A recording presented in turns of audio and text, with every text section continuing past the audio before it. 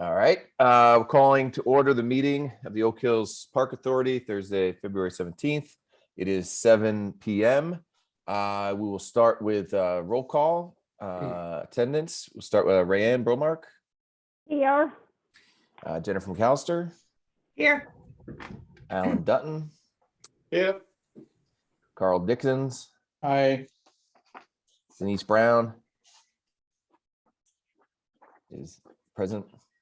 She's muted, but she's Yeah, here. she's there. And Babar Sheikh Here. is here. TJ Trimboli and Joe Andrasco are not, and I'm present. So we have 7 members. So we have a quorum. Would anybody like to move the acceptance of the minutes from our last meeting in January? Oh, I'll make a motion to, but as amended, because I do Yep. have corrections as Yep, of course. always, but I do have corrections. Yep. On page 1, under attendance, my first name was spelled incorrectly. Alan's first name was spelled incorrectly. Jennifer McAllister's name needs to be fixed. It was kind of spelled incorrectly. Then as we go down to acceptance of minutes, it should be Mr. Trimboli moved to accept the minutes as amended, because we did make changes to the minutes from the December 16th, 2021 meeting. Then it says, Ms. Bromark seconded the motion. My last name is spelled incorrectly there. Then we move on to page 3 under financial report that Mark gave us. It says December cash balance is 500,023. It actually, according to my notes and according to what Mark said, it was actually 530,000. So that needs to change from the 523. Then also in the next paragraph where it says 41 season passes have been sold for a total income of blah, blah, blah. It should be resident non/non-resident ID cards have been sold for an income of $6,000. We have to identify this, the resident and non-resident ID cards. And I think that was all my corrections. Thank you. Anybody else? Any corrections? All right. So does anybody like to move the Motion to accept as amended? as amended. A second. Jennifer McAllister, second. So all those in favor saying aye. Aye. Aye. Any noes and any abstentions? Well, Mike, technically you have to abstain because you weren't at the meeting. Oh, I still listened in. I could still. I Oh, listened to okay. the whole playback. Yeah. Oh, okay. So Yeah. All right, cool. So next up, public comment. Do we have anybody from the public that would like to speak?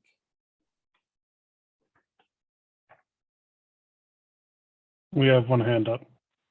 All right, just to reiterate, so everybody gets 3 minutes, nobody interrupts them on our side, and then we move on to the next person. So appreciate it. All right, so whoever has their hand up, if you can promote them. And if you can just state your name when you get promoted. Hello, this is Larry Schwartz. Can you hear me? Yes, Larry, we can hear you loud and clear. Okay, thank you for allowing me the opportunity to speak. I live on Twin Ledge Road, which is adjacent to the park, to the golf course. And I want to talk about the issue of access to the park when the golfing is closed, for instance, when there's a lot of snow. For many years, I've been using the park as a place to walk, sometimes, or perhaps like cross-country skiing type activity or snowshoeing, or just walking on the paths. And also, I always enjoy when the parts of the park are used for sledding. Not that I do the sledding, but I love hearing the kids having a great time. And I understand that that's been an issue lately. And I wish there was a way to work it out so that the city park could be open to the residents of the city to enjoy it for that purpose. So that's what I wanted to convey. And I wish that we would have access without being restricted to use the park for walking and other activities that wouldn't harm anybody. Thank you very much. Thank you, Larry. Do we have anybody else from the We have one public? more hand up now. Yep. You could promote him and just please introduce yourself. I think it might be Audrey. Yes, hi, it's Audrey Kozarin, Chair of the Oak Hills Park Nature Advisory Committee. How are all of you? Yeah, I have a point, a question, and an invite today. Yeah, I know the sledding issue was quite a kerfuffle recently, and the issue of residents being basically chased off out of the park. My husband and I, some years ago, when we first moved to Norwalk, got aggressively commanded to get off the path on the golf course, even though there wasn't any golfing going on at the time. So sometimes that's pretty unfriendly. So it brings me to my question, is this park a park? Is it a golf course or is it a park? I know it's not under the purview of the city's rec and parks department. You know, I know that there's sort of this weird middle space between being city-owned property, but leased to the authority. And most of the property is devoted to a golf course. So, you know, I guess it's a whole issue. I don't know what the answer is. It's just a question. Is it really a park? And then I wanted to invite to have a representative from OPA be on the Nature Advisory Committee. We've always had somebody from the authority itself be a member. We used to have Darius, and before that, Elsa, when she was on OPA. We really should have a representative from OPA on the Nature Advisory Committee, and I wanted to put that out as an invite. It would be lovely to reestablish that. So thank you very much, and have a great meeting. All right. Thank you, Audrey. Anyone else from the city that would like to? Can I ask Audrey one quick question though, just for clarification though, is. Yeah, because, right. Okay. Cause she's on a committee, so you could ask her. Just normally if you get back and forth. Yeah, these things get out of But control. no, but my whole thing is, when are your meetings? So if we are gonna appoint somebody from the authority, we need to know when your meetings are to see if somebody's available on that date. Yeah, we're meeting on Wednesday evening, March 2nd at 7:15. But when the weather's nice, we tend to meet on site and generally sort of right after work before it gets dark. When it's warm. But is it like our set meetings of like the third Thursday of the month? Is it like the first Monday of the month? Like, do you guys have a set schedule so that should the authority decide to appoint somebody to attend your meetings, that they have like the schedule up front? Like, is it every like first Monday, third Wednesday, et cetera, et cetera? When we used to have a room at City Hall, it was very regular, but over the last year, it's gotten more organic, I guess, because of the pandemic and different committee members and their commitments. But yeah, we could certainly work towards a regular meeting, especially if we know we have someone from OPA. You don't put your face on it. Well, I mean, that was my only question, since you did invite us. I know we're not supposed to like make comments, but obviously if we're going to discuss it, we need to kind of have a set meeting date. So, Okay, let's keep in touch. We'll keep in touch offline on, I can keep in touch with Mike on that. Thank you, Rayanne. sorry, Mike, I just had to get clarification on that's good. that. So. Normally Audrey's on anyway as an agenda item, so that's completely fine. All right, moving along, I think another hand is up. I want to promote Peter. Yes, hello, can you hear me? Yes, Peter, how are you? Okay, well, I was just calling to follow up as to what is happening regarding the prevention of golf balls hitting the tennis courts and players this coming season. Yeah, we'll get when the rules committee comes up. I think Rayanne will, but we will definitely be addressing it. We can't answer it during public comment because we're not allowed to comment on top of a public comment, but we will be addressing that actually right in one of the first agenda items here. Okay, great. I appreciate that. And Mhm. hopefully we'll get a resolution to keeping the court safe for all the tennis players at Oak Hills. Absolutely, absolutely. Okay, we do have another hand up. Looks like Bob. Want to promote Bob? You can just introduce yourself, say your name. Yes, can you hear me? Yes. Yes, this is Bob Facina from Norwalk here. So I've been here for about 25 years, and my kids have been sledding there for almost 20 years. I'm also a very frequent golfer there, and know Oak Hills pretty well, and think it's a gem of the city. I did take exception to being aggressively approached and told that the police were being called and a ticket was going to be issued because of the fact that we were on the property. And, this is a rite of passage for kids.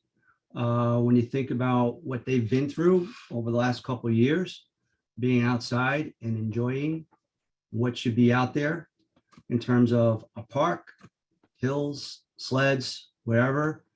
We really need to take that into consideration and do what's right for the kids. I know there's some potential liability concerns. I get that. I run an organization. I get that in spades. All right. But there are ways to mitigate it, and we need to figure out ways to solve for it, because this is a gem of Norwalk. It's something that should embrace people coming in, should not be pushing people away. And if you embrace others to come in, I bet you there'll be even more golfers that'll show up too, which will help the P&L in total. That's all I have to say. Thank you, Bob. Anyone else from the public that wishes to speak? We have no more hands raised. All right. Well, thank you, everybody. It's good to have some folks on. So we'll close public comment and we will jump to committee reports. So we will start with the supporters of Oak Hills, Jerry Crowley. Jerry? Hi, everybody. I know that you are pressed for time for tonight, so I asked Mark to send out a report on as of 12/31, 2021. So did everybody receive it? Yep. Got it. Yep. I'm pulling it up. Okay, right good. now. All right, rather than go through it in detail, just briefly, right now we have in the bank $26,185. And it's a total of what we call restricted and unrestricted funds. The restricted funds are definitely committed to a certain area of Oak Hills, and the unrestricted fund is like a general fund. So the bulk of the 26,000 is in the restricted area of the tennis group, where Denise Brown has done a wonderful job of raising that money. So if you look at that, and hopefully you have Excel, you can go down to the bottom of the spreadsheet and the detail is there by individual departments or areas. Okay. So that's essentially, just one other thing. The number for last year, because we've been operating for a couple of years, during the year was $21,936.86. So that was a nice amount of money to have come in. Fantastic. All right. Anything else, Jerry? That's great news. Good report. No. Maybe we can address questions on this if you have them. Yeah. Does anybody have Next any? meeting. Yeah. Okay. Yeah. We'll have time to look through, and Yep. Jerry's always very accessible. But yeah, we can definitely do that next month's meeting. But And awesome. a big thank you to Mark Gartner for doing all this work. That's all volunteer on his time. Mark's a keeper. All right. Thank you, Jerry. Okay. All right, tennis update with Denise after we just heard how awesome she's doing a fundraising. It's a good segue. Denise? Yeah, thank you, Jerry, for the report. The figures are good. They match my figures, so I'm happy about that. We've been able to pull that money in. So since we're talking about raising money, we plan on having a fundraiser. We'd like to have it. We pushed it kind of into May instead of April because our tennis season kicks off in mid-May. So we were thinking of having it May 22nd. I did send some information to Jennifer, Don. And so I'm kind of working with her on trying to get the, details and everything. I don't know how many will be in attendance yet. We're still trying to figure that out. I'm hoping maybe about 100 people, but we're not quite sure. I think you can hold up to what, 250 in the restaurant? Don, or Mike? With the patio, you're probably looking at comfortably 200, I would say. 250 is pushing it. Okay, 250 would be really, really tight. Okay, so I don't think we're going to reach that. It'd be great if we do, but I'm hoping that we get around 100 people. So we're thinking about March 22nd. And the fundraiser would be kind of twofold. One would be to honor Art.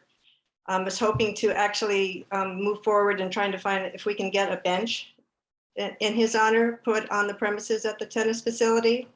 And then the money that we raise is going to go hopefully towards doing a patio social place so that the tennis people can kind of gather after their games and before their games and, just enjoy the area instead of just playing and kind of leaving right away. So I'd like to give them their own little area. I mean, everybody is kind of talking about that for the Friends of Tennis.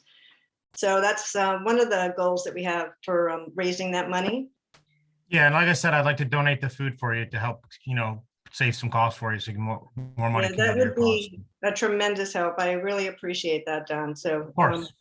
We had a small meeting with the Friends of Tennis. I let them know that, and they were like really excited. So it just really helps us kind of really want to move forward to, help raise our money and move forward with the tennis. And another thing is to just join effort for the whole park. I'm happy to do it. Thank you so much. Really appreciate that.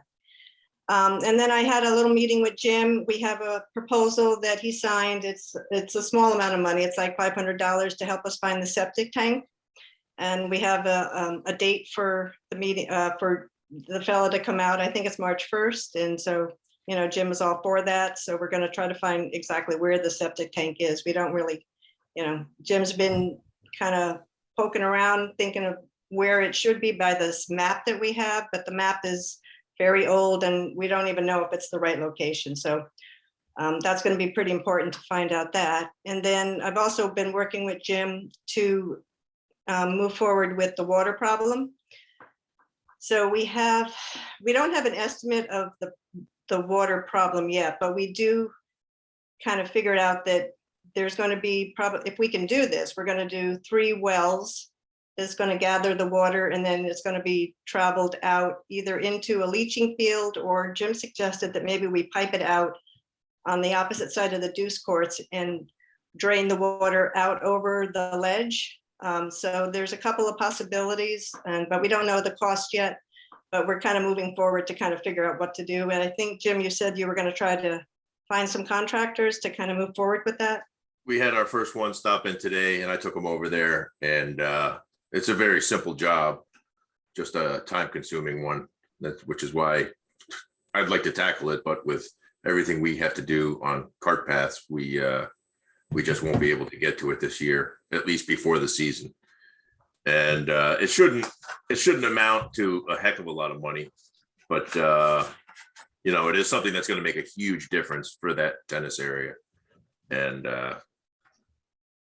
while it's not entirely noticeable, tennis players, they'll notice that there's a dirt line that hasn't been seeded or whatever, that hasn't grown back in yet. That's what they'll notice. They won't notice that there's no water there anymore.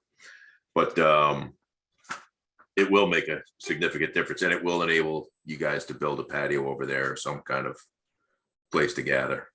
Yeah, No, I think that they will notice that the water's not going to be there. I think that's Hope something so. that they've, everybody's talked about it, at least all the tennis players. So, because anytime the weather's bad, that's the first thing that everybody brings up when they're there.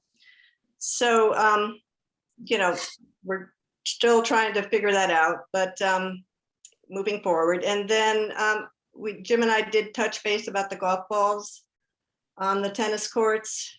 We did get one quote from a company, I think it was $75,000, and that was to put the netting up above the far side of the tennis, isn't that what you got, Jim? Yes, on the 11 tee on the short side, and Yeah. then on the long side along the golf course, along the 11th hole, it essentially it would be fenced from 10 feet high up to 40 feet high, with like telephone pole like poles in the ground, and that's kind of cost prohibitive. So Denise, we had talked briefly about possibly putting one next to the 11th tee, A netting. which would dramatically decrease the cost and the size. It will be on the golf course and it will be an eyesore, but it will prevent direct line shots into the tennis courts. Although I think most of the shots that do go in the tennis courts will ricochet off of the pine trees and bounce over the fence off of the tree. So I don't know. I mean, we kind of have to study that and talk about that as to what we think the best thing to do would be. So I have a question. If we go down this road, are you going to start looking at doing something protective on other holes on the golf course? Like protecting people that's on 6 from 13? On 7. On 7, I'm sorry. Yeah, there used to be a fence there. Yeah, there and was, and nobody seems to know why it was ever taken down. Because when you stand on the 7th tee, you're still in a direct line to 13 tee, and the same goes with 13. They were you wouldn't be standing on the tee if you were being protected by the fence.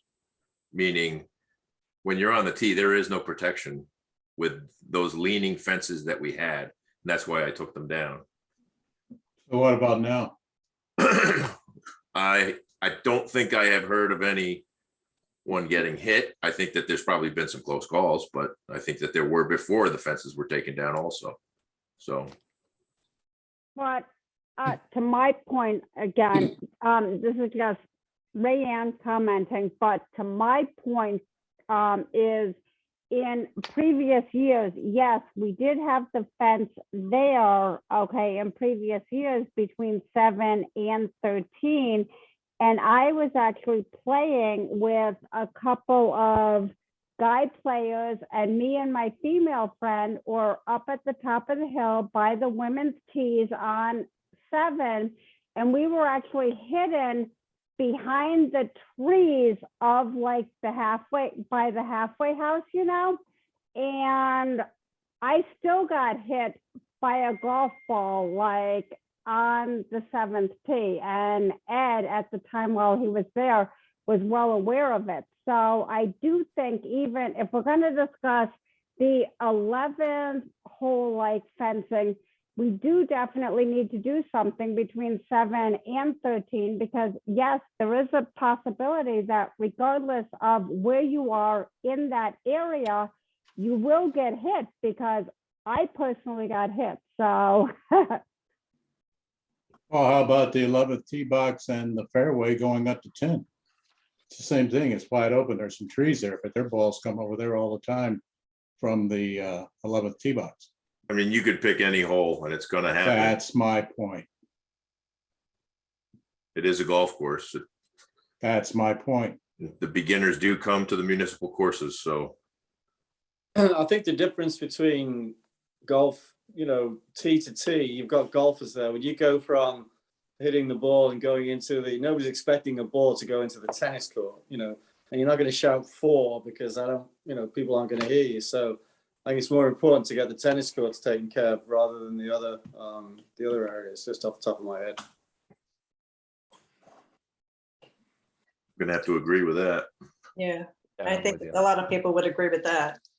And one last thing is that I do have another tennis company coming out tomorrow. I thought he was coming out next week. He just called me. So I'm going to try to meet him there around 10:30 tomorrow. He's going to walk the premises. So he's going to give us a quote. Well, he's quoting two things. He's going to quote the whole facility to have new fencing and poles put up all around the tennis courts, but he's also going to take a look at what he thinks could be done for netting and what the cost would be for providing netting. So we'll have to see what he comes up with, and by next meeting I'll let you know. And Jim, once I get a quote or once I get the proposal, whatever he has put together, I'll shoot it over to you, and you and I can talk about that too.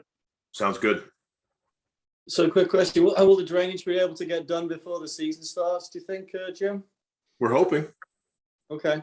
I know the guy I met with today is on board, he's available. He's got crews. He's ready to Good. go, but one price I don't think is going to cut it. So Right. I got a couple guys next week. Okay, that's great. That's great though, that you're getting some information. Thank you. Okay, that's kind of it. That's all I have right now.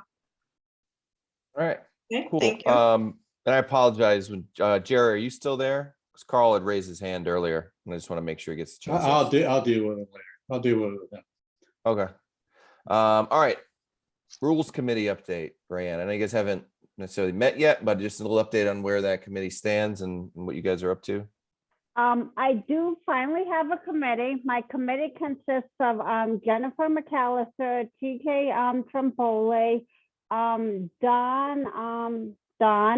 and also we had an interest from Peter, the one who got hit by the tennis ball, at the tennis courts. And he expressed an interest of joining our committee. After communication with Mike, after communication he and I had, we extended an invitation to Peter to join our committee. So he's also going to be part of the committee.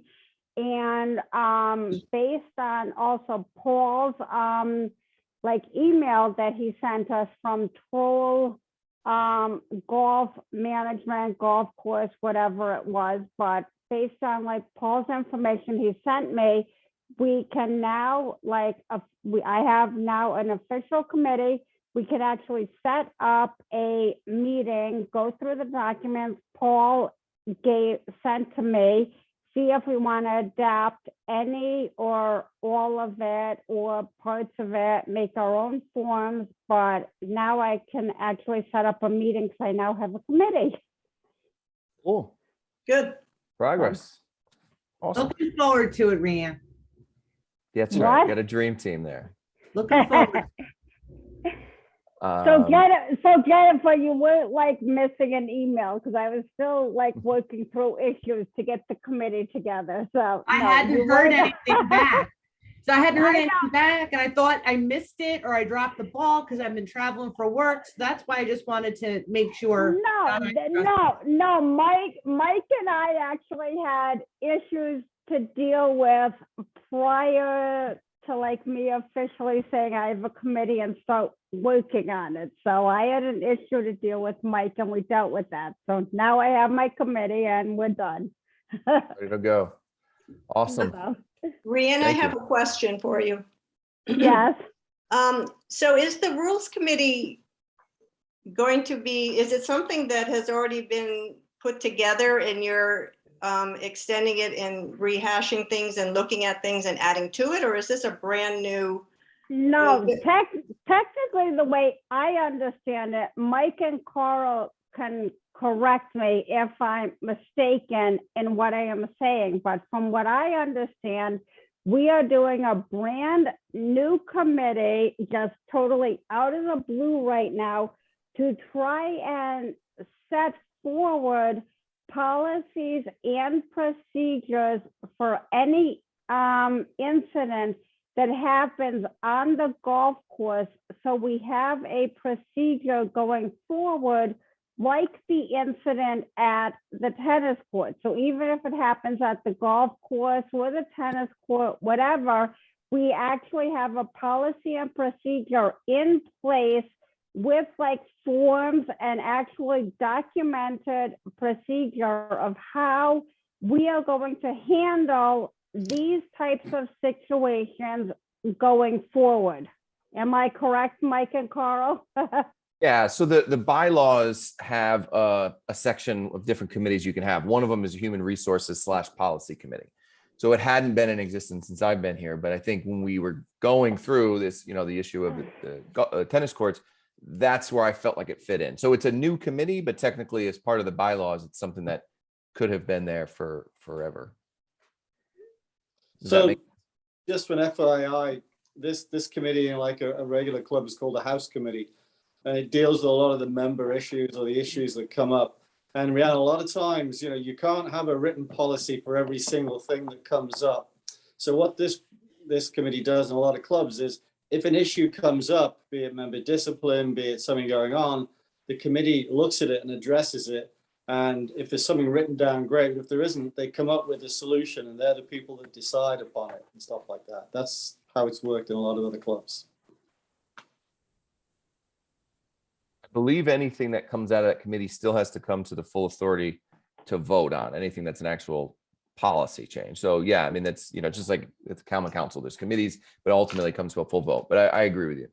You can't, it would be, if you had to try to cover everything, the book would be this long, so you never know. Yeah, but I mean, obviously, as we come up with certain rules, but the one that you told me to specifically address was dealing with being hit by golf balls, incident reports such as this tennis incident.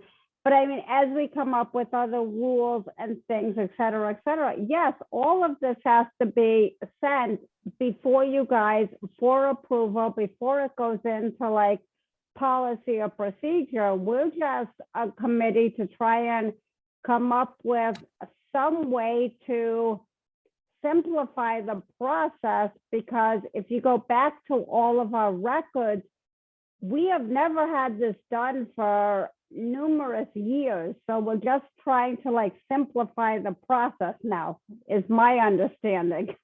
Right. Somebody should know. So if I get a call and says, what's the policy? I should be able to point to something, especially for something like this. So yeah.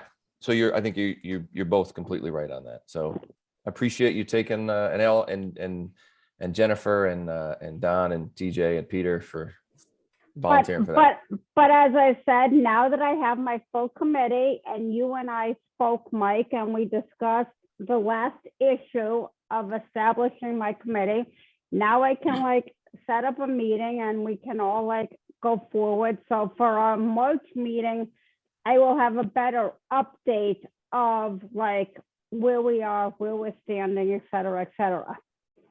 Awesome. So. Perfect. Well, thank you, Rand. Anybody else have any questions for Rayanne? Cool. Thank you, Rayanne. I'm just going to switch the order up because I told you a couple people might have to jet out a little early. So I'm going to move Mark up for the financial report. Putting you on the spot, Thanks, Mark. You Mike. ready? Yeah, thank you. I appreciate that. You got it, buddy. All right. Well, a couple of general notes. Our line of credit with Norwalk Bank and Trust has been extended through November 1st of this year successfully. Thanks again to Carl for helping to sign the paperwork. Our high-level preliminary budget for FY23 is currently in the review stage. All year-end tasks such as W-2s and 1099s have been taken care of. I'm waiting to get notice of our annual workers' comp audit, which will be coming up soon. I'm also currently in meetings and correspondence with our insurance agents for both business and medical insurance policy renewals. Some of the executive committee and others are aware of some of our insurance roadblocks we've had.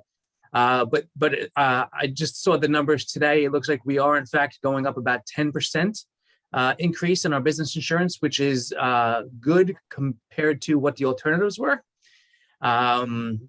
And it'll be renewed on March 1st. Our medical insurance looks like a 15% increase. Unfortunately, it's part of being a really small company, having only a few employees on there, so we do not get a good rate. And that will renew on April 1st. We're also continuing with our system upgrade from EasyLinks to G1 with Golf Now for the Pro Shop POS system, but I'm sure Paul will talk about that in more detail. Paul's doing a good job of coordinating everything with those guys, so I think it'll go very smoothly. For financial activity, we've paid for the cart path paving project now, which has brought our cash balance down somewhat significantly. And given the weather and course closure for most of January, it shouldn't be a surprise for anyone when you see the financials that we came in under budget and less than last year as well. I mean, we've been closed basically since January 7th, I believe. So if we're not open, we're not making any money. And we've been closed for the bulk of February as well. So I think we should all expect a similar underwhelming performance next month, unless the next 2 weeks suddenly weather turns. But it's for the best at the end of the day. And these are the best months to be under budget, right? If you're going to be down percentage wise, let's do it in January and February when you don't make much money anyway. So, but one thing also is season pass sales have generated roughly $110,000 in cash, which has obviously helped to offset the cart path paving costs. And those revenues will be recognized monthly over the calendar year of 2022. So it's one of those things for accounting. If you're not familiar with accounting, you receive the money up front and then you recognize 1/12 basically each month of the calendar year. And all 50 passes have been sold, and I think Paul has closed them down for sales going forward. So season passes are done. Real quick on year-to-date P&L, again, it's a small month, so I'm not going to go over too much, but because the month was poor, revenues, we're now up only on a year-to-date basis, 1% on golf revenue versus budget, and down about 3% on expenses once golf cart capital lease effect is removed. So we're still doing good. We're still beating budget. Nothing bad here. We ended up first 7 months, $74,000 over budget on our net operating income. But again, for this year, you got to remove that cart capital lease reclass effect. And then our true overage becomes just $19,000. And if February is as poor as I expect it to be honest, by the end of this month, we're going to probably be just at budget, possibly even a little bit below. So fine, we still have another 4 months to make up for that. And we're at 536 revenue rounds over budget year to date for a total revenue round number of 22,708, with total rounds, which includes non-revenue as well, approaching 28,000 rounds. So we're doing very well. And again, as I always end with, we continued our debt payments to the city and have paid nearly $81,000 from July through January of this year. And that does include the 1% annual golf revenue as well. Are there any questions? Yep, Quick question about the budget, the upcoming budget. Do you have any money allocated should we move forward with any of this netting around the tennis courts? Is there a placeholder for that we could be pulled out or can be worked on? For this calendar year? For the for this fiscal year? Yeah, something that we would be doing for the following fiscal year.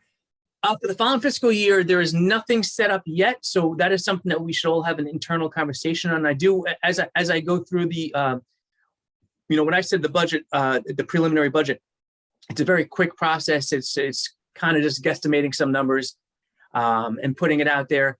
We do the actual budget over the next several months, and we try to get it approved in the June meeting. So I'll be working with Jim, Paul, and Don on individual pieces, but that's something where I definitely want to grab, Mike, you, and a few others, Joe, and probably Jennifer, and sit and talk about the capital projects, because there are so many things that need to be done. And we try to do, I think you've seen it, Mike, we have a priorities list or a year. So year 1, year 2, year 3, we've got some, we've agreed to do some capital improvements over at the tennis area as well. So we have to keep certain things in mind when we do this, but yes, it is possible is the answer, is the long-winded answer to your question, Mike.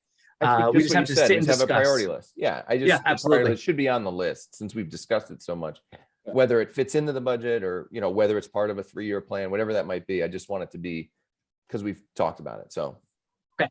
Sure. So Mark, one of the things you're gonna have to do as the controller is tell us what have we got, what do we think from basically revenue expenses projected, is what do you think we're gonna throw out for capital next year? What can we spend? Obviously, we spent a lot this year. This, on the car pass, with $170,000. Obviously, we don't have that $170,000 expense, but as a controller, you can tell us, okay, well, if we based upon our budgeted revenue assumption, budgeted cost assumptions, and et cetera, this is what we think we can throw out. This is what we've got to spend next year. Then we can go through the process of prioritizing it for the year and then maybe kicking it out a couple of years after that as well. Sure, Alan, that is what I do. I just at this point it's still under review, this preliminary budget, so I don't want to give any numbers out that could be false or any details there. But when I put the preliminary budget together, I had written down a couple of items, but more things have come to light now. And I'll be honest, there are so many things that are going to be on this list that some are just going to naturally fall into year 2 or year 3. You can't, Rome was not built in a day, 100%. What's our current cash position right now as we speak, Mark? How much you got in the bank? We've got about 250. 250. So we're still good, right? Yeah. Okay. Yeah. And the dashboard, which I know I haven't sent out because it's still it's being reviewed for it hasn't been blessed yet. But we are spot on with our cash at the end of January. I think we had budgeted 301,000 and we're at 302,000. So I don't know if that's just luck there, but right there. And I'll take credit for that, by the way. I was going to say, don't say it's luck, Mark. That's all skills. So Mark, All quick about question. planning. You said there's about 200,000 in the bank now. Is that what you just said? Yeah, I said about 250. I didn't check it in the last day or two. So we're somewhere around 230 to 250, I would say. When we reported to the finance committee last Thursday, it was over 500,000. Those were the December. Usually it's a month behind what we report to the finance committee. Yeah, So that was that was before we made the cart path payment, and we were at 500 at the end of December. Yes. Okay, so that's where that went to. Oh yeah, went. So along that same thought, I have a quick question. Do we have anything calculated as to when we might break even or start to see a return on this cart path investment? Like Jim put something together months ago. I don't recall the numbers offhand, but Jim, do you remember? I think it was something along the 2.5 to 3 year mark. Yeah, it's somewhere between 3 and 5 years. It's gonna pay itself off, and then it's all gravy after that. But can we get that written down and get it projected out over the 5 years, if that's what it's going to be? well, I had done it with the calculation of how many days we had lost due to rain, where I canceled cart paths, and where the first couple of weeks of the year and the last couple of weeks of the year where I put the carts in the barn because the season has not begun yet, or the season's over. And so it's essentially becomes a guessing game. But sure, I mean, I can find what I gave to Mark. And yeah, I mean, it doesn't have to be exact, but it'd be interesting to see if, you know, we expect that by the end of this calendar year and this fiscal year, how much money that we have recouped from carts not setting in the shed, but being out there on the golf course with people paying the rental fee. You know, it doesn't have to be exact. So Paul, you'd weigh in on this as well, right? From your experience as well, I'd imagine, right? I'm gonna guess 40,000 a year. Yeah, we get to it, you know, obviously. I would say 40,000 a year. I think we get 20 on the spring and the fall, and there'd be rain days where we can allow parts out and keep it to the path only. Yep. Okay. So any idea of how much or how well we did last weekend, last Saturday when people were playing? Yeah, not as good as I thought. Because when you take, it was about $2,600 on Friday, and then I think close to $6,000 on Saturday. But there was a good portion of that was membership purchases as opposed to green fees. Okay. But again, you can make the argument that those people came in and bought the membership because they came into play. So that wouldn't have happened for months now if that didn't happen. So at the end of the day, we made about $7-8 grand. Yeah. And I'm assuming, I think from what I saw in the forecast, this is President's Weekend, obviously. I mean, we're going to have a halfway couple of days Is anybody booking up like this weekend or Monday? Carl, I'm keeping the course closed because the ground conditions suck, Okay. frankly. We have a Can you lot of be- shady. Can you we be have a more lot- descriptive on that, Jim? We have a lot of shady spots out there that are, that still have a frost layer. Sure. So when we get these warm temperatures, it starts to melt from the top down. So you have an inch of mush where the water cannot escape. And then you have an ice layer. Yeah. And all Yeah, that's and you gonna do is cause damage. And So you still have a lot of greens that are probably frozen underneath. yes, yeah? we do. I checked them all today. In fact, we have some damage on number 3, but I'll get to that in my report. Oh, that's not good. Okay. Well, it's not terrible, but hopefully it'll be all right. But I mean, back on this whole topic, you guys, if you're looking at the weather report tonight, we're having rain technically from That's- 8 o'clock tonight until 8 o'clock tomorrow morning with like 50 to 75 mile per hour winds. So I That's mean, the thing, Leanne. obviously Jim cannot like open the golf course to people, even though the snow has melted. So I mean, I don't think we have anybody's other- I don't think anybody's asking to open the golf course. No, but I mean, even just for the day or whatever, because I No. mean, there Can- have can we been just- incidents. Save this for Okay. Jim's report, because now Yeah, it's kind of let's do that, because there was no question asked of Jim to open a golf course. Jim just muscled his way into your report, Mark. See that? I'm All right, done. does I'm anybody done. have My anything- report. Yeah, no, we're good. So we will get back to that. I just want to keep things on pace here. So any other questions for Mark? Good. One final one, Mark, the business insurance you're talking about. Yes. Is that the travelers company we're talking about? That is technically, it also includes Philadelphia and Liberty Mutual for portions of the insurance coverage. But yes, the bulk umbrella commercial package with travelers is exactly what I'm talking about. Which includes a lot of those claims that we've had. Includes all that stuff that we've talked about. Yes. Okay. Yeah, again, I think our agents did a really good job, and a 10% increase on top of what we had last year, which is, to be honest, with inflation being the way it is, and coverage at all golf courses apparently has been just on the rise because of the increase in golf has been on the rise due to COVID. So it's almost like it's a standard now. You're not going to get away with staying flat or going up 1% or 2%. So we seem to be right there with everyone else. So really much better than it could have been. All right. Buddy, have anything else for Mark before we let him go? Good. All right. Thank you, Mark. Thank you, guys. Appreciate it. got it. So the GM report, Don had to jump off, unfortunately, a little early. He did give us he gave me a nice rosy update. That's something the folks already know. So we do have the certificate official. I should frame it. It's ready to go. So the rest is officially ready.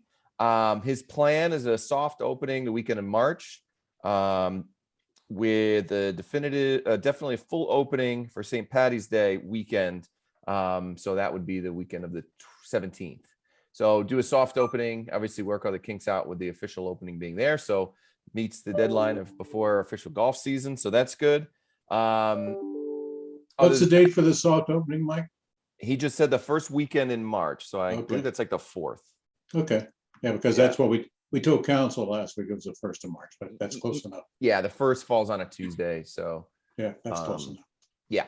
So The only questions they really have. Yep. So that is that. When he has questions for Don, obviously you know how to get a hold of him. So moving on to golf operations report for Mr. Paul Alexander. Paul. Thank you. Well, as we all know, it's been a little different winter from the last couple of years. Our course has been closed a lot. And we've only been open a few days, which, isn't necessarily a bad thing because we did have a lot of play last year. And I'm sure Jim will tell everyone that it is good to let the golf course rest a little bit from all the activity that we had. But lately it's been a little quiet. We're in the process of integrating a new POS system into the golf shop. It's going to be light years ahead of what we have now. I think our computers are 5 or 6 years old. They crash all the time. And this is something that the system we have now will be phased out anyway. So, but I do believe this is really going to help us a lot, our staff, and give it a lot better experience to our golfing customers. Just the other day, we had 4 or 5 Oak Hills staff members on a Zoom call, and we had about 4 or 5 Golf Now specialists. So they're really good, and they're going to prepare us well for the integration of the system before the season starts. 2 weeks ago, I was up at the PGA show, which we try to do every year as PGA professionals. It gives us a chance to network and meet other pros, see all the new trends in the industry. I was looking at a lot of simulators. Prices are really coming down. I was looking at some artificial turf. I do have some friends in the metropolitan area as well, but hopefully eventually we can get an artificial tee line on the range because our tee is so small. It gets abused every year, and our clinics are growing and growing. We're just bringing new golfers into the game, and that's pretty much what we'd be used for, just for all the new golfers that we're bringing into the game, and junior clinics. We're also working on some bag tags. I don't think Oak Hills have had bag tags in more than a decade, so the Oak Hills Women's Golf Association will have them. Our Oak Hills Junior Golf Association will have them. I'm not sure about our men's association, but they will be for sale for a small fee at the golf shop counter for any Oak Hills member who would like a bag tag, and maybe someday we can incorporate that into their membership fee. So, Are there any generic ones, Paul, where it just says Oak Hills? this is about as generic as it's going to get, as far as. But you said the women are going to have them in some of the men's association. Are they going to have men's association on the tags, or are they just? No, they're not interested in doing them this year. So I'm just going to have one that says Oak Hills Park Golf Course. Okay, cool. Women's say Women's Golf Association. The juniors are going to say Junior Golf Association. They'll all be different colors. And the good thing about the juniors is we're not handing them out to every junior. You have to be someone who's gone through our golf school program and shows the ability that you can play on the golf course. And that'll be good for our rangers and our starters to know that young individual can play golf. Cool. So also we're doing staffing. You know, we always lose people every year due to college and jobs and other things. I do have a couple good people coming in, but we're continually looking for good new staff members. And one thing I really did drive up to the PGA show for and spend a couple days there was to find professional golf management intern. And these are young men and women who have really dedicated already at a young age to their career in golf, and they need to get like an internship.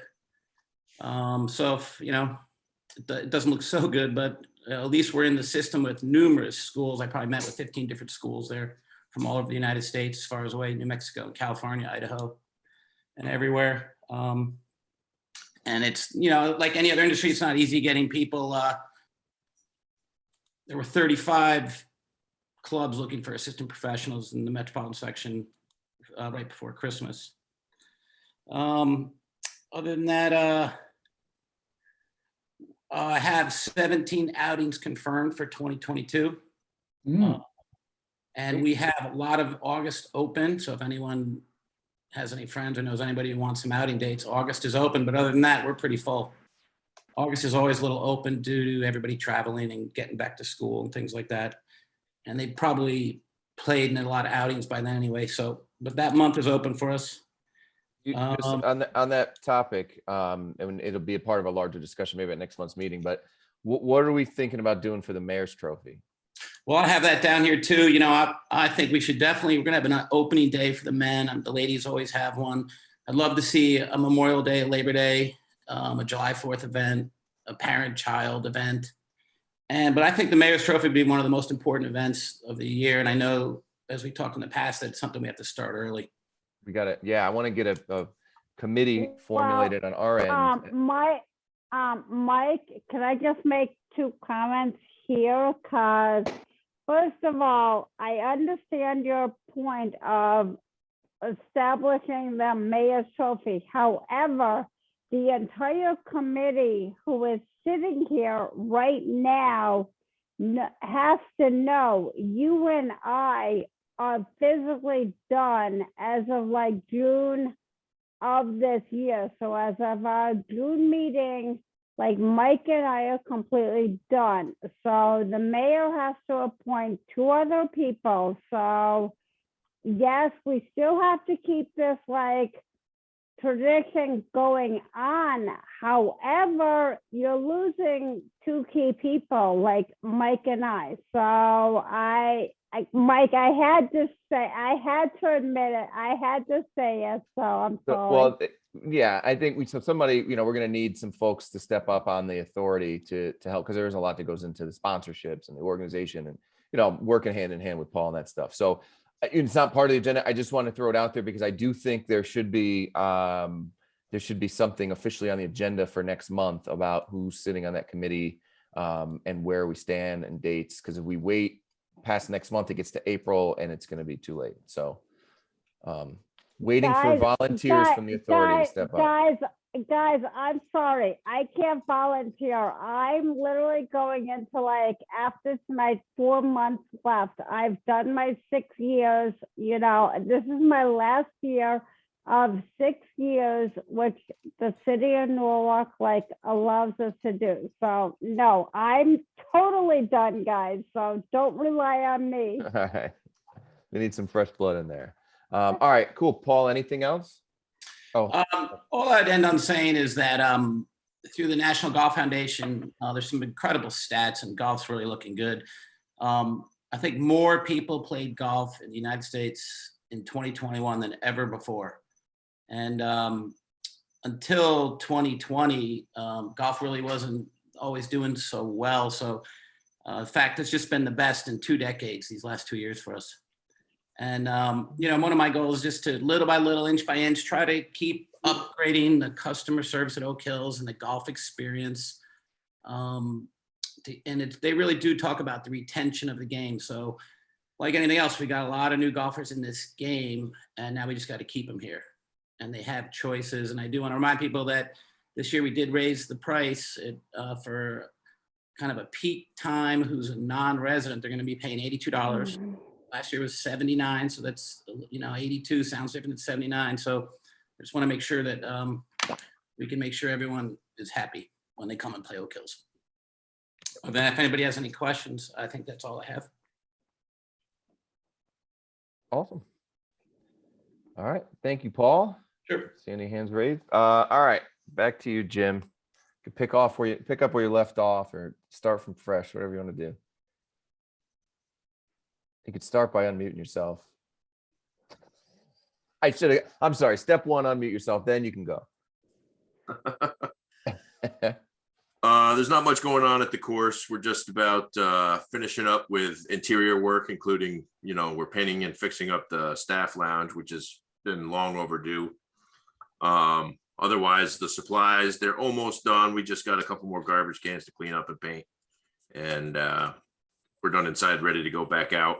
Hopefully the weather will turn. That is something that I might as well address it right now, that the course is, the ground conditions are pretty horrible. With the rain that's coming tonight, like Rianne was talking about, and the wind that's coming as well, which will help dry it out, but then we have more rain coming. The ground conditions aren't going to improve. We need that frost layer in the ground to break all across the golf course. So it's going to remain closed indefinitely. I put that on the website, and what can I say? I mean, I can't control it, so I could just prevent the damage. It does look like we might have a small amount of winter damage on some greens. On number 3, we've got some desiccation, which usually happens from wind and extreme cold. We know we've had some windy outbreaks, which we do have coming this weekend, but hopefully the temperatures aren't that bad. And it does look like on number 3, there was a whole lot of activity on the green when it was partially frozen, and it's taking it on the chin. I'm thinking that maybe we need to do the same thing to 3 that we do for number 5, have people skip it and go to 4 and hit twice off of number 4. It's just too close to the pin, the temporary pin. And I think people are just too tempted and end up playing it. So that's something we're going to consider for next year.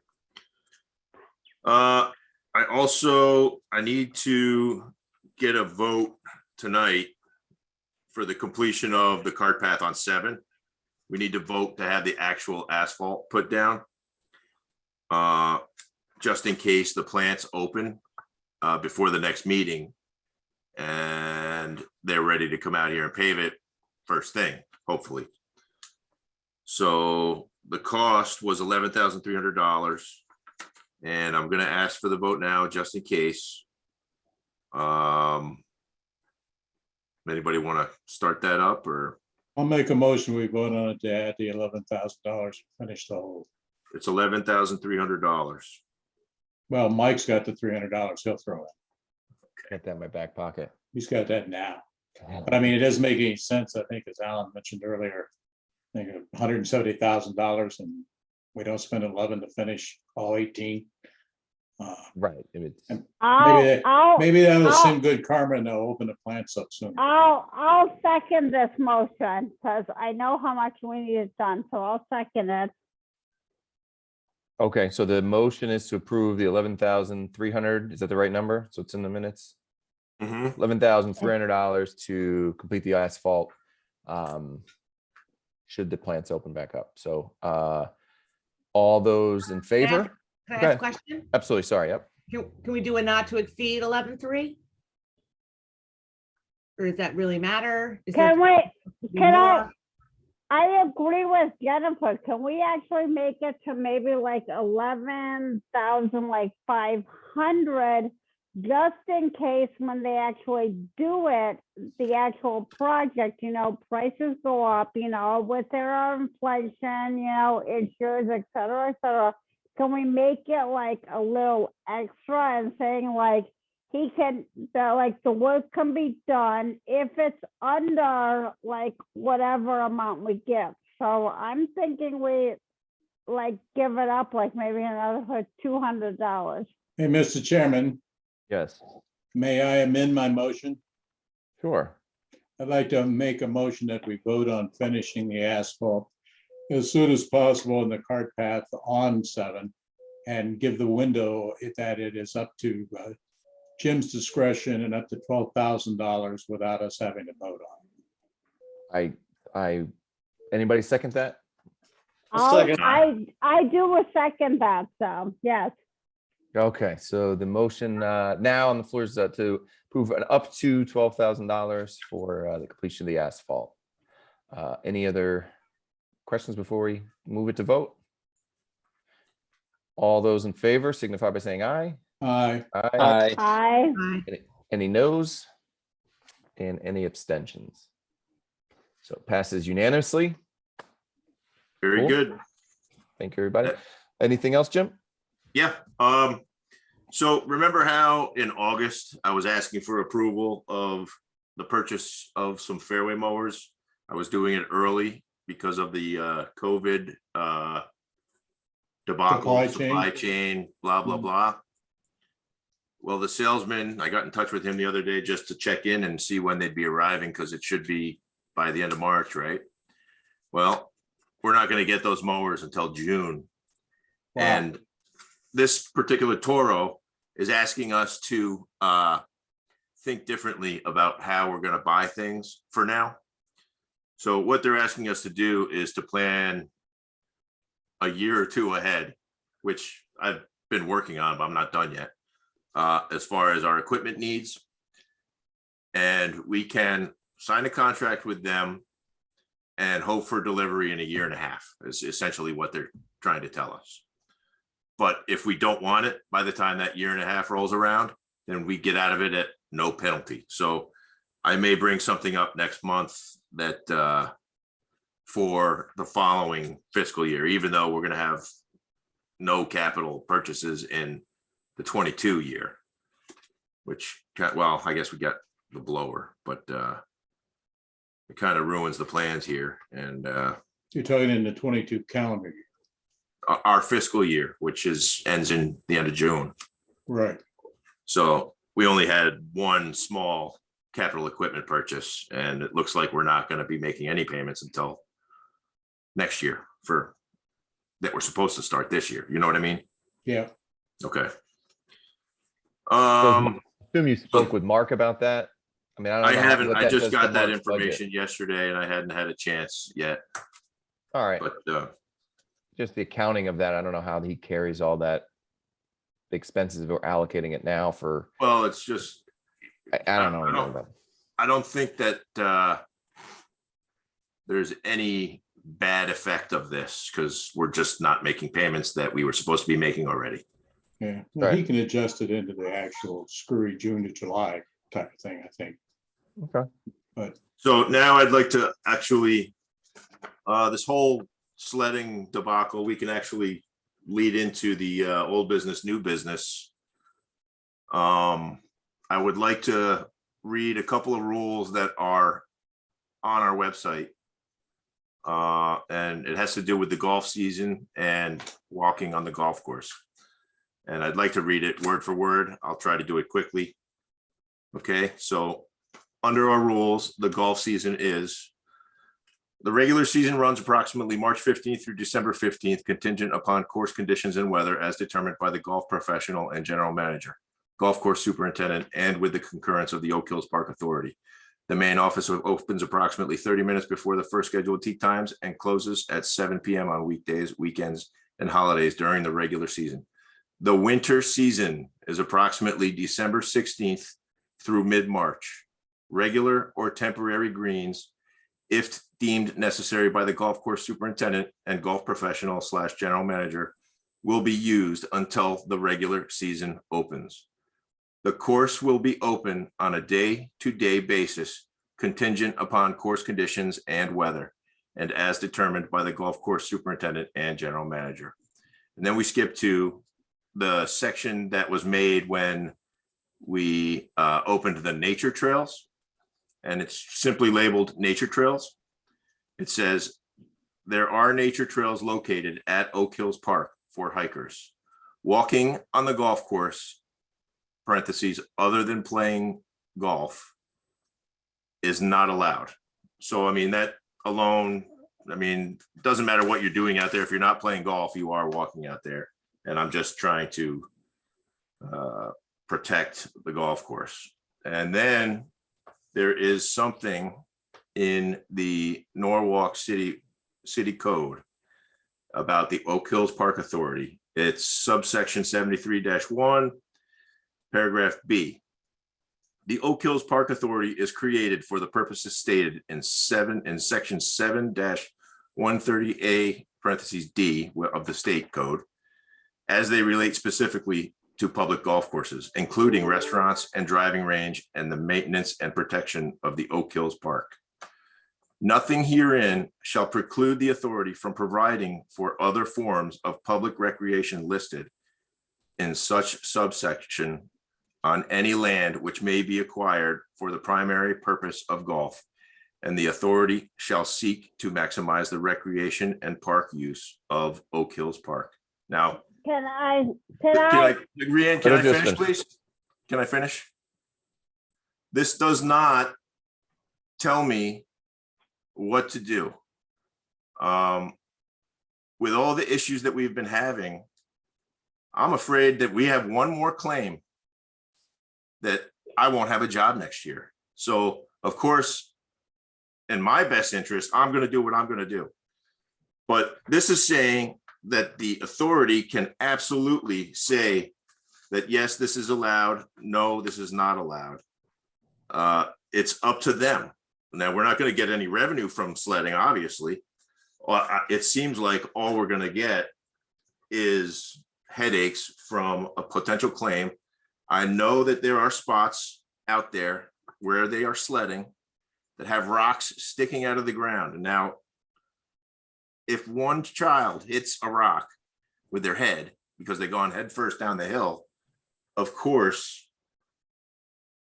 it's not our fault, but it's on this property and we're responsible for this property. So one year, my second year here, I tried to prevent sledders from that dangerous hill. I put up rebar. I drove them into the ground, rebar across the whole hill. I put orange fencing across the hill midway and farther up, 2 sections of it. And I came back after a snowstorm. They were ripped out of the ground and thrown in the woods. And I'm just trying to stop sledders on that dangerous part. If I can't do that, then I need to stop sledders. I think, I would hope you would agree that we don't want sledders knocking their head on rocks sticking out of the ground.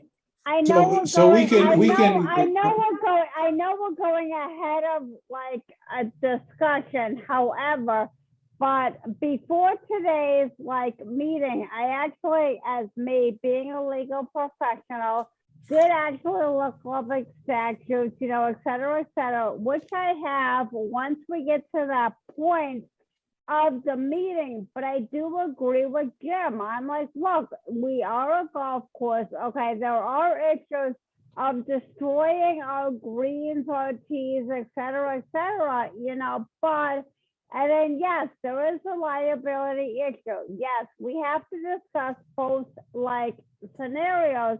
However, I did my like pro and con. You guys will hate me. I did my pro and con.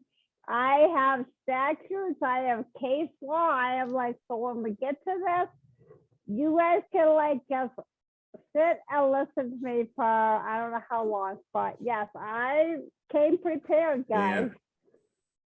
So Rayanne, are you familiar with a term called immunity liability? That one, no, I've never heard of. So All right, so Mike, let me just jump in here real quick because I got to jump off, and then then you can, and Randy's on here too. We did, Jim, have a meeting, and I apologize. I was going to write the rules up or what came from that meeting, and I just never got around to it. The week went bye-bye. So we had a meeting with the mayor. President of City Council was Tom Livingston, Darren, who is the city council, and Mike and myself. And we talked for about 50 minutes, from 1 o'clock to about 10 to 2.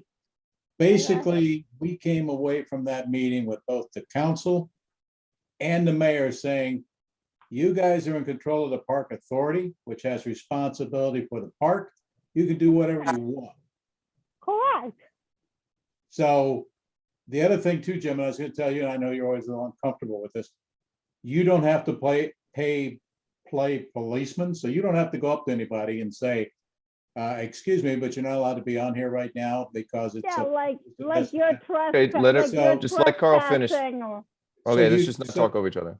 So you don't have to worry about that. I mean, if you want to observe and make a note that there was somebody on a certain day, if some damage occurs and you view that and you make a note, then we can talk about that. But you're not the cop. None of us are the cop. Nobody has to No. approach anybody there and do that. So the park, as it originally started, was a federal land grant to the city. The city was chartered to be able to put a park there, and on that park, then it was also chartered to do a golf course. That's the purpose of that land. Correct. And because we can't secure it, because if there's so many entryways into it, we can look at putting up some signs with certain language on it. And I think that that's something we need to work out rather quickly and do. The mayor also suggested that around any greens where we might feel there might be some harm or damage, if we want to put up fencing or whatever, we can do that. I said, you know what they'll do? They'll tear it down, throw it in the woods. It's He already says, if they done. do, let them do it. But he said, that's, basically it's your control. If you want to open it for sledding, do so. If you don't, you don't. Well, none of us want to do that because of all the problems that could incur. And then that immunity liability, and jump in, Randy, you're the lawyer, anytime here, that we don't have as big a problem as we thought we had. Now, people can sue you for anything, obviously, but basically, we're in control. To that end, I'll just to piggyback on that, I'll let you- just to finish that thought. So the precipice of that meeting was that I was looking for clarification. Is this the city make this call? Is it the same as viewed as the same as a Cranberry Park or all the rest? And when we met, I came away, Carl, from the meeting pretty clear that the city is not making any decisions towards this. This is completely on the authority, because we asked Correct. about even the entryway. Is that a road the city's responsibility or our responsibility? And it was our responsibility. So the liability goes much beyond just sledding. It goes to somebody slips and falls in the parking lot. Correct. It's icy. Oh, It's not Mike, open. So there's Mike, hold on, Mike. Rayanne, hold on, because Alan's next. and then we'll come back. But so there's a lot of liability. So because I know a lot of the comments in the paper and all these different things where, well, first of all, it's, you know, we're getting city money from it. We don't get any taxpayer money, but no, it is viewed as a separate entity. So the liability does officially sit on us, although like Carl mentioned, they will sue everybody. If you're going to sue, you're going to sue the city, you're going to sue us. But it is looked at in the city's mind different than other parks. But all right, Alan, I know you had a comment. So I come a little differently because I'm a relatively rookie, as you know, and I had kids and we used to go sledding and stuff like that. So is there any room for any accommodation here so that we can, and I spoke to Jim about it, and I understand his point 100% and the commission's point, but, you know, are there any areas in our park that can be safely used for sledding and designated as such? Now, I know you say they come in and they rip these things out. Well, if they do that again, then we have every reason to close the whole thing down. But I just think from a PR point of view, I think in that whole space, is there a space that we can designate during snow time to be a safe place for people to go? And I just So the city's answer to your question would be, how do you police it? Well, why do we have to police it? This is Because you have to. We would have opened up that ground for people to sled on. And That's it's the not thing, designated for that. It's designated clearly as a golf course. And it has an opening time for season, daily, open for, and closed. And that's what we should follow as our guidelines. The park's closed from December 15th to March whatever, which for the purposes of playing golf. And it closes daily at such and such times, which we have trouble during daylight hours. And I don't know, Paul, what's the last tea time we give out? 5 o'clock? No, we go later than that during midsummer. Gets dark at 9:30, so almost up to 7 sometimes. Okay, but we have people that walk on and play golf for free every day almost. And we don't police that either. What's happened in the past, Carl? What's happened in the last 10, 15 years? Have people been doing this? Have they got used to it? I mean, No, it's not. I mean, you're always going to have some people that say, oh, and keep in mind that that particular weekend, it was a huge snowfall. But I Right. mean, if you had patches of snow out there now, which I guess probably in some places there are, but they're not everywhere, you know, you're going to have some people say, well, I saw snow on the course. I went over and I ran my toboggan down the hill at 13. I mean, really the takeaway from the city is that it's under our guidance, it's our authority. And if we don't think that we should have it as a golf or sledding and all that, which would incur cost to us, which would be policing it, and you're never going to police it 100% because you can't seal it off. You can't put fencing all the way around it. Jim's got a cross arm or some other stuff he's put down to block car entry. They go around it. In fact, a couple of years ago, they did damage right alongside the road there because they went around it. He's put yellow cones or orange cones all the way down by the maintenance shed to allow people a place to turn around. They just run over them. They just ran over top of them. Not to turn around, but to go onto the parking lot or whatever. So the basic thing to put forward to people, the park's closed. And that's for golf and all other purposes. So Carl, you're saying you're against any sort of sledding being allowed anywhere? Yes, I am. We would just, the policy is in place, so we would have to actually, I'd say the 3 years I've been here, we haven't had any of these complaints. This is the first time I've heard of it. So it's policy. So the policy is in place. If we were to change it, and now we would have to vote on a policy change to allow sledding when the park will allow sledding on the course. 'Cause Can I say one thing? Sure. Mike, I agree with you, and I do agree with everything everybody's saying. However, trespassing is trespassing, okay? So, yeah, like the park is closed, they're trespassing. So the liability is on them, not us, you know? So the deal is like, look, this is the way we're gonna set it. Like, if you wanna, like, the park is closed, like if we set a sign saying park is closed, et cetera, and they still decide to sled, that's on their own like thing. So if they get injured, if they get hurt, whatever, it's on their own dime, because technically they are like trespassing like on our property, so. And I technically think we should keep to no trespassing, and if they do want to sled, it's on them, not us. So Randy, jump in. Rhiannon, Randy, you're jump in okay here, will you, with Randy? some sort of sledding. Yeah, but hang, I'm just trying to see. but I if you look at the, Barbara, if you look at the but I chart also have but I also and the have rules, I statutes, know, Mike. but I also have statutes and case law. You guys want me to Well, continue? Randy's here, our actual attorney. Randy, do So- you have a couple of things you want to say to this? Because you're smiling ear to ear. You're mute, Randy. Still muted, Manny. Randy, I muted yourself, so. Yeah, I mean, I noticed that other people are raising their hands, so I would like to give you some understanding so you can decide how you want to proceed. I think we need to break it down into parts. I've lived in Norwalk for 41 or 2 years. I've been on the Oak Hills property for 41 or 2 years. I was a councilman. I was on the Board of Estimate and Taxation. And before the Oak Hills Park Authority was formed, I can recall no lawsuit against the city for any event at Oak Hills Park, no matter what it was. Being hit by a golf ball, being slipping and falling on ice, tripping and falling on a sidewalk, tripping and falling on a staircase. There simply weren't those claims at all because there just weren't. Now, in these times, the public and individuals, because the public serves on juries, these individuals have decided that safety is so paramount that they will allow these lawsuits to go forward and to be litigated. And then it's up to the jury to decide whether to actually not award them the funds they're seeking. This has put the authority in the situation where you've had 4 major claims.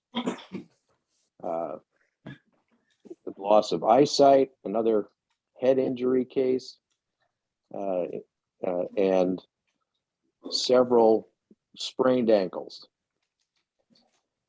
And as was pointed out, if someone does sled on the property, even if it is a trespasser, if that is a child, that child is protected under the law. They cannot be considered a trespasser if there's something that attracts them onto your property.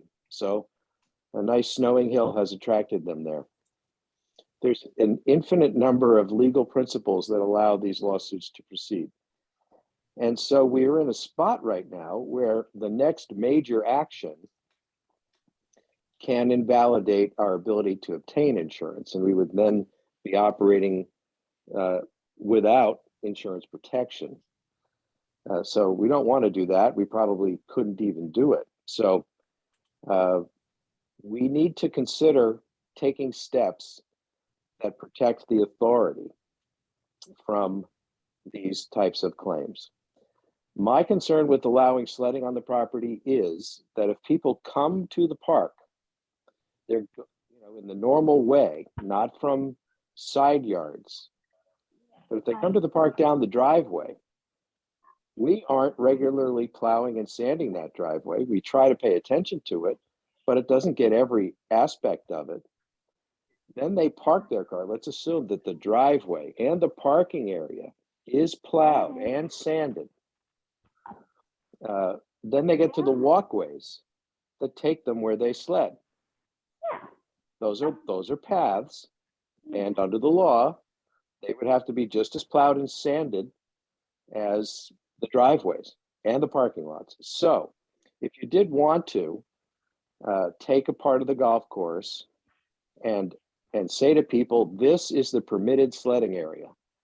Let's just say it was the first fairway just past the ladies' tee. It's a gentle, downhill, controlled slope. reaches the far end. So it's a good long, it's a good long run, and you restricted it to that. If you then had fully sanded and salted the entire driveway and the entire walkway system and put up signs and said, this is where you can sled, then I think you can make that kind of an accommodation. But when people Everybody go on not to, talking, you just mute. when people go on to the, let's say the 6th hole where I think Jim put up that snow fence, that's the most attractive downhill. The problem is there's a cart path in the middle of that downhill with curbs.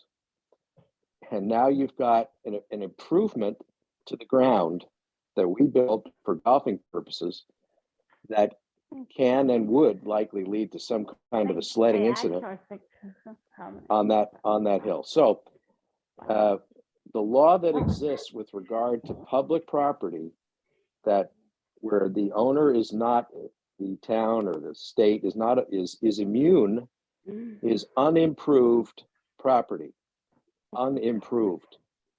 So if somebody is walking in the woods around Oak Hills, in the woods where there is no golf course, and they slip and fall on a tree on the ground or hit a rock, then the owner of the property is not responsible for it. But when the property is improved, there is no full immunity, even though it's publicly owned. You absolutely could, by contrast, put up one of those swinging metal gates at the entrance with a big, park closed sign. You'd have to put the same thing out by the tennis courts, park closed, and in several other prominent places, park closed. In order to say it was fully understood that this property is not prepared for you. No, it is closed. Excuse me, if you're not speaking, can you just put yourself on mute? Because it's kind of hard to hear Randy. Thanks. So that's the only point I wanted to make. You can allow sledding. You should consider what it takes to be ready to allow sledding. I don't think, from what I have seen, I don't believe that the entire parking area is cleared. I don't believe the walkways around it are cleared. And I think that's an extraordinary expense to go to, just to allow some sledding. Now, in the future, if this restaurant is open year round, and you would have another reason to be sanding and salting all the walkways and a lot of the pavement around the first hole area. Okay. So there's there's pragmatic questions, as well as dealing with this rite of passage that the member of the public mentioned. I went sledding on golf courses when I was young. I know what sledding on a golf course is like, but these times are different. I saw kids break their legs and break their noses sledding on golf. It's not easy for me because I have to tell my wife she cannot take the kids in the backyard to sled. My kids are the age, and I don't like it any more than she does, but yeah, I know. I got an 8 and a 10-year-old. I'd love to take them there. By the way, Randy, in our meeting, I actually asked that question about maintaining that road, which it's not a road or a street or an avenue. It's got another name, Marshall, whatever it's called, that goes back there. And because I was looking for them Jim, I was looking for them to plow that road, because I know you plow it now, or at least you did. They used to plow it. And guess what? The city came back. The answer from the mayor on that was, well, are you doing it now? And I said, well, Jim has to. There's nobody else to do it. He's got to get in because he lives back there, and we have employees that work there every day. He goes, okay, well, that's good. Then just leave it that way. That's all right. Jennifer, before, I know you had your hand raised earlier, so I want to make sure you get the chance to speak. I did. But listening to Randy, listen, I grew up in the 80s. We all slid down golf courses, right? It's what we did. and it was dangerous. I can think about it as a kid. But my whole thing was before hearing what Randy had to say, yeah, the golf course is closed, but if we're not turning people away and they want to take their kids sleigh riding, I mean, we're not open. We didn't tell them they can go on there. But again, I know that it's different in 2022 than it was in the 1980s. It just kills me because I know with everything that's been going on, it's something that the kids really like to do. And it's something that, moms and dads like to do together. And it kills me. And yeah, I read all the information that was out there. And, and again, I see both sides. I just didn't know if there was something that we could do without doing it, if you know what I'm saying. Yeah, no, I'm with you. And I thought the same thing, even when Nancy Nork asked me, what, any ideas, and maybe we could designate a space like Alan had said, but that then makes us required, if we're saying, yes, come one, come all, come sled, here's your designated spot. That means we have to maintain those walkways. Right. And that means that we're openly inviting. And it just, to me, right now, we'd have to not only hire somebody to do it. I mean, it's not in Jim's contract to do that, to do that stuff. So we'd have to, and then still the liability opens itself up. Now, anybody could sue at any time, but to Randy's point, but if we make it clear that, look, the park is closed, that covers up to some extent. And I think your point was well made too, Randy, because there were some questions about the nature trails.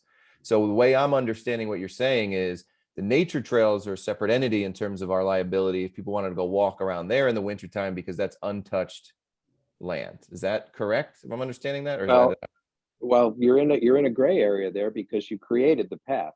Yeah, we've improved those paths. Right. So in other words, it's an improvement. Catch a break here. Yeah, no, you can't catch a break.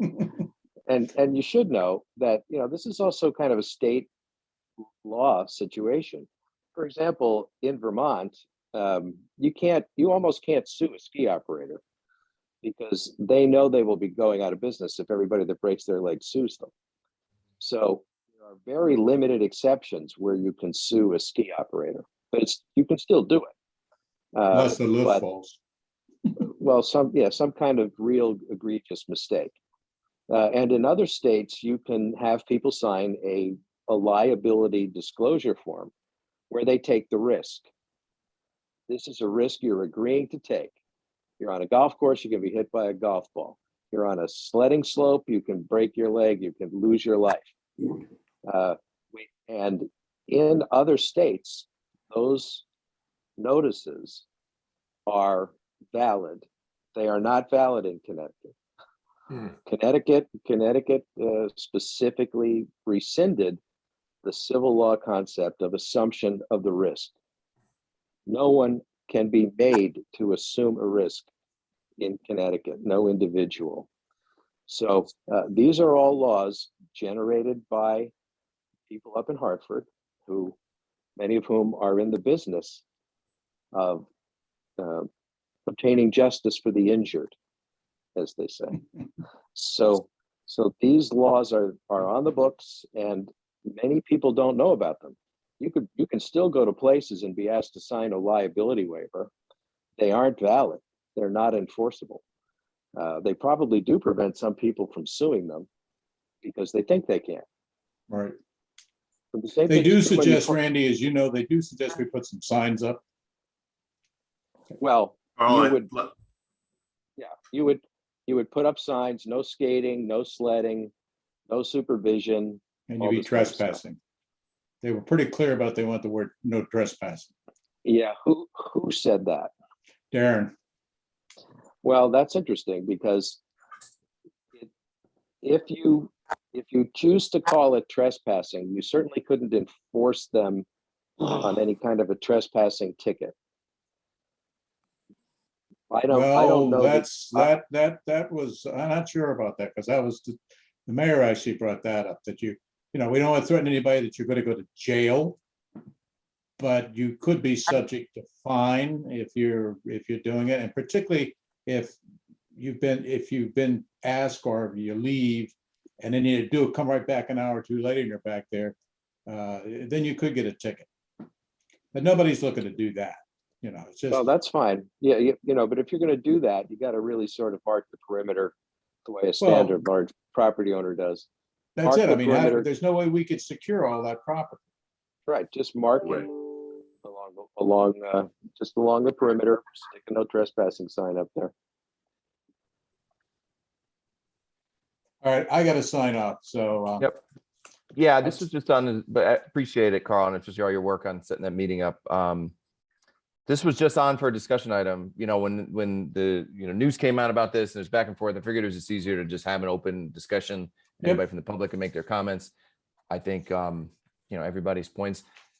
If anybody feels strongly, I mean, the policy right now is the policy. We would have to vote to change on it. I think we understand the risks of doing that, the liability that we can put ourselves in if we do that. But Alan, you have a So question? just saying, Randy, I see it now. I get it, basically. I was looking at it from a compromise point of view, but now I see what's involved. And, maybe down the road when the restaurant's up and running and people are coming, we may generate some dollars out of that and stuff like that, but I'm good. I'm good. yeah, that just so you know, Alan, that's been talked about in the past about with the previous restaurateur, which really wasn't one. But if you got a day where you could forecast it and you had people out there, even if we weren't broadcasting, hey, come on over and skate, or cross country ski or this, we talked about setting a route up. And we could have hot chocolate, coffee, and I don't know, hot dogs or something in the parking lot or whatever, but that's got its own inherent problems. But I mean, if the restaurant's going to be open, then the other cost that'll be incurred by someone is to what Randy brought up earlier. That road needs to be cleared, salted, and the parking lot has to be really maintained so nobody falls, just so they don't hit themselves in the head or whatever. So, okay, everybody have a good night. Michael, I'll talk to you. Shoot you a note or something tomorrow, probably. Good. Thanks as always, Carl. Paul, Mike, good I to have see a you. question. Yes. I mean, there's an assumption out there that, people pay taxes and that they have a right to use the park, but, the park is generated by its own revenue. So we don't get city funds. And I think people need to understand that as maybe part of, they're not entitled to it just because they think they pay taxes, which they don't, to, use the park, because it is called a park. Yeah, and it's something, since I've been on the authority, we have to repeat ourselves, because when anything comes up, they say, well, our taxpayer money. We actually lose money to the city because of all the repayments that we're Right. making on the building. We're going to make well over $120,000 worth of payments. The restaurant's not going to generate $120,000. So the way the structure is right now, we lose money on the restaurant every single year. There's not a way And around it's not it. even ours when it's done, paid off. Not even ours when it's done.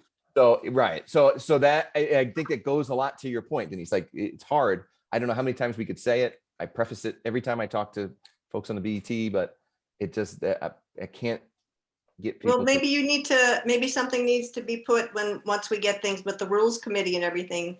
If we post things on the website, maybe that should be some part of the posting, just to people who do read the website and do go there for information. At least they could see it posted that, we fund ourselves to operate. It is not city money that we use. I think that'd be a great idea because most people don't know that. No, they don't. I mean, everybody thinks that they pay taxes and it goes to Oak Hill, so. Maybe we should also put something about sledding on our policies on the website. I don't even think we need to be honest. I think if we keep it as is, I mean, it's straightforward. It's where the park is closed, you'd be trespassing. I don't think we need to start defining it, because what if there's some other activity that they say, and we'll say, well, you mentioned sledding, you didn't say we couldn't do this. And that's why I just feel like that's my opinion on it. But again, that we could have that discussion, in that rules committee, and if anything comes up. But does anybody else have any thoughts, things that we hadn't thought of to brainstorm? No, thanks for letting us talk about it. Not at the moment. Thanks, Randy. Randy, thank you. Thanks a million. Doom and gloom, Randy. Bringing us back to reality. Bringing us back to reality. No, that's why we need it. But no, I appreciate it, Randy. You've been working overtime the last couple of months, so I really appreciate it. Okay, so that closes up new business, old business. There's one last thing. Anybody would like to Make a motion to adjourn. There you go, Jennifer. I'll second it. Second it. All All right. Well, thank you, everybody. Next meeting will be next month. So appreciate it. And anybody has any questions, just reach out. Oh, go ahead. So, Nadine. Are you going to change the meeting from St. Patty's Day? Yeah, actually, I was talking to Mark about that. I believe Joe couldn't make one of the days. I think we're going to try to move it to the Tuesday, the before, Okay. which I think was the 15th, 14th, 15th, I think. But yeah, and we'll make that decision the next week or so when we find a date. Yeah, I don't think I'll make it on St. Patty's Day. I'm working. Shoot. With a name like Mick. Yeah, right. Exactly. Yes, good point though, Denise. Thank you for reminding that. I'll make sure we get on that. All right. Good night. Are we All all right. set? Good night, everybody. Bye, Thanks. guys. Take care. Good night. Bye. Thank you.